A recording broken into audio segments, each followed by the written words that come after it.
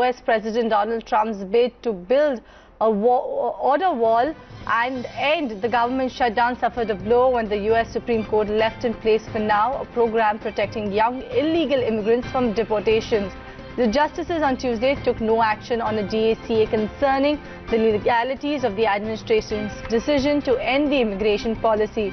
The Senate will now vote on Thursday on Donald Trump's demand for a $5.7 billion wall and funding for agencies that are currently closed. And European Parliament expects to start its procedure to endorse the Brexit deal negotiated next week. That's as per reports, despite the fact that Britain is still struggling to finalize the divorce agreement with the European Union, is likely to start the procedure.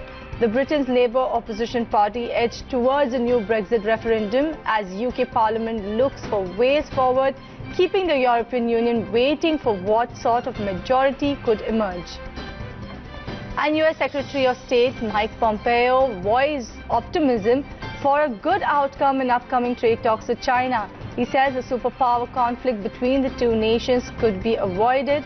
Pompeo began by describing China a belligerent towards its neighbors and embracing tolerism at home, but said the row could be resolved if Beijing were to accept the principles of fair and open trade and protection of intellectual property.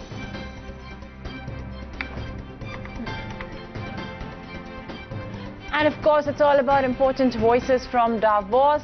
One such voice is that of Fatih Birol, the IEA Chief.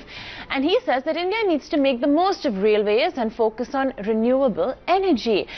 Speaking to ET now on the sidelines of the World Economic Forum, he also, of course, speaks on crude oil prices, wherein he does say that it may not cross the peak of 2018 levels. Essentially, what Fatih Birol did say is that oil prices won't cross the 2018 highs. Do remember that we had seen oil prices move to $86 per barrel, just shy of the $90 per barrel mark.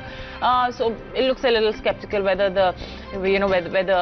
they would be passing it. Not just that, he also said that renewable energy is a part of a very important part of essentially of India's growth story, seeing a spectacular rise in demand as well. So perhaps India should focus on renewable energy too in a big way.